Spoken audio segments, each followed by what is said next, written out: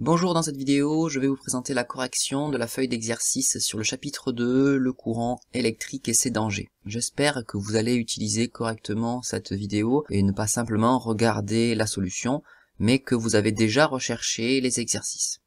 Exercice 1, savoir reconnaître le court-circuit d'un dipôle générateur. Nadia a réalisé le montage que l'on voit ci-contre, que l'on voit ici. Et première question, c'est une question de connaissance. Quand dit-on que le dipôle générateur est en court-circuit? Donc il faut se rappeler dans les activités à quel moment est-ce qu'on a parlé du court-circuit. On en a parlé lorsque l'on a expliqué le départ d'incendie dans une maison. Vous vous rappelez, il y avait une lampe de chevet qui avait pris feu et on avait fait l'expérience ci-dessous. Donc je vais faire un petit rappel avant de répondre à la question. Dans cette expérience-là, il y avait un défaut dans la prise et nous avions reconstitué le défaut en ajoutant de la laine de fer. Et je vous avais dit que ça c'était un exemple de court-circuit du dipôle générateur. J'étais allé plus loin et normalement, si vous avez correctement pris la correction, vous avez tracé le chemin suivi par le courant électrique. Je vous le rappelle, le courant électrique forme une boucle et ici on avait dit que après être sorti par la borne plus, le courant donc était allé jusqu'ici et au lieu de passer par là et aller dans la lampe, la faire briller et revenir à la borne moins par le chemin que je suis en train de faire à main levée, eh bien le courant préférait passer par les petits fils parce que c'était beaucoup plus facile de passer par un fil que par une lampe et que le chemin suivi par le courant c'est toujours le chemin le plus facile. Donc ici le courant, il repasse par là et il retourne à la borne moins du générateur et ainsi la boucle est fermée. J'avais conclu en expliquant ce que c'était que le court-circuit du dipôle générateur. Ici on voit sur le schéma que je peux aller de la borne plus du générateur, passer par des fils encore et revenir jusqu'à la borne moins. Donc en fait on dira qu'un dipôle générateur est en court-circuit lorsque je peux aller de la borne plus jusqu'à la borne moins du générateur en ne passant que par des fils.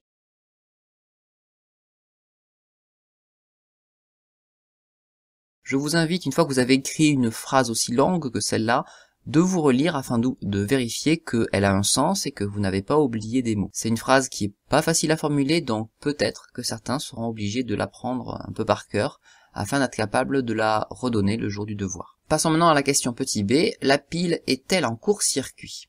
Si oui, repassez la boucle de courant en rouge. Ici, la pile, je pars de la borne plus, et je regarde si je peux aller à la borne moins en ne passant que par des fils. Bah oui, puisqu'il y a un fil qui va de là à là, hop, et donc ici, j'ai représenté la boucle de courant. Donc la réponse était oui. Dans quel état est la pile? On voit que le courant préfère passer par le fil électrique plutôt que de faire le tour et passer par la lampe. Donc en fait, la lampe va recevoir très peu, voire aucun courant, et donc elle va être plutôt éteinte. Si vous voulez le voir en réel, vous pouvez revoir la vidéo qui s'appelle XP court-circuit. Attention, il ne faut pas reproduire cette expérience-là, vous savez, parce que un court-circuit, comme on l'a vu en classe, provoque un départ d'incendie. Passons à l'exercice 2, où on nous parle de deux dipôles qu'il faut connaître. Le dipôle A, que l'on voit ici, et le dipôle B, que l'on voit là. On dit qu'ils ont un comportement similaire et on nous demande leur nom, ainsi que leur schéma. Le premier, c'est en fait la diode. Le dipôle est une diode. Son symbole est le dipôle B, une DEL. Voilà, son symbole serait pas comme ça. Bien sûr, je vous invite à faire ces deux schémas-là au crayon à papier et à la règle. Pour ceux qui sont plus curieux, on pouvait essayer de deviner dans quel sens était en fait la diode. Alors en fait, cet anneau-là, ici, que je repasse, représente le trait qui est sur le symbole de la diode. Donc en fait, la diode, elle est dans ce sens-là. Et si vous faites une recherche internet, vous verrez que on peut aussi savoir dans quel sens est la DEL ici, puisque vous voyez que les deux tiges n'ont pas la même longueur. Donc la tige la plus grande, c'est celle qu'on doit mettre normalement du côté de plus pour que la DEL soit passante. Donc en fait, ici, la DEL, elle est représentée dans ce sens-là. Mais ici, bien sûr, vous n'aviez pas à savoir tout ça. Petit 2, on monte l'un de ces deux dipôles dans un circuit comportant aussi une lampe et une pile. On voit que la lampe brille mais pas le dipôle en question. La question petit a, c'est lequel de ces dipôles a-t-on branché, et il faut justifier. On sait que la lampe brille, donc déjà je peux en déduire que le courant circule. La diode ou la DEL, elle n'est pas dans son sens bloqué.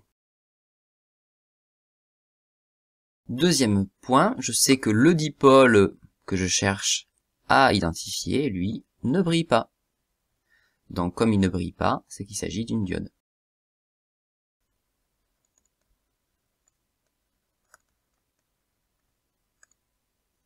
Question petit b, il faut maintenant schématiser à l'intérieur du cadre, donc il ne faut pas utiliser le cadre pour faire le schéma, hein. C'est à l'intérieur du cadre, comme j'ai commencé à faire ici, le circuit, dont on vient de parler juste au-dessus, et indiquer le sens du courant.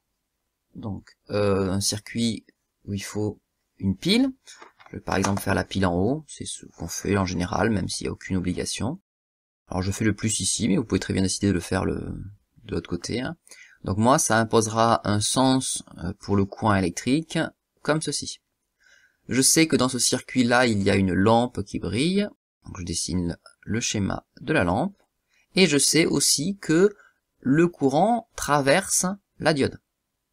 Alors la diode, donc, il faut que je la fasse dans le même sens que le sens du courant. Le sens du courant, c'est comme ceci. Donc le symbole de la diode, il faut que la flèche elle soit dans le même sens que la flèche qui indique le sens du courant. Hop, donc ma diode, elle doit être comme ça. Question petit 3, on inverse le sens de branchement de la pile, qu'observe-t-on?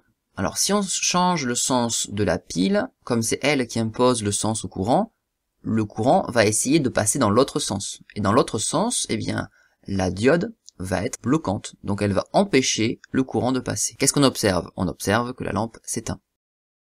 Pourquoi elle s'éteint? Parce que la diode est dans son sens bloquant. Ici, on aurait pu se demander si, en inversant les deux composants électriques, ça allait changer grand-chose. Non, nous l'avons vu, hein. L'ordre des dipôles n'a pas d'importance. Donc, que je mette la lampe ici ou là, les résultats de l'expérience seront exactement identiques. Exercice numéro 3, on doit être capable d'ajouter une diode dans un schéma électrique de manière passante ou bloquante. Ici, premier exemple, on sait que la lampe doit être éteinte, donc en fait, je dois en déduire que la diode doit être bloquante. Une diode bloquante, c'est donc à l'inverse du sens du courant, donc du côté plus, je vais mettre la barrière, et ensuite continuer le schéma de la diode. Ici, la lampe doit être allumée, donc le courant va passer, et le courant il va passer dans ce sens-là, donc la flèche doit être comme ceci, hein, et on voit bien que la barre, elle, est du côté de la borne moins. Lampe ici allumée, le courant va du plus vers le moins, donc le courant se déplace comme ceci. Je dois avoir une lampe allumée, donc la flèche elle est dans le même sens que le sens du courant, la flèche qui est sur le symbole de la diode est comme ceci. Dernier exemple, là la lampe doit être éteinte, donc du côté du plus je mets la barre, et je vérifie bien que la flèche, telle que je la dessine, est en sens opposé au sens conventionnel du courant.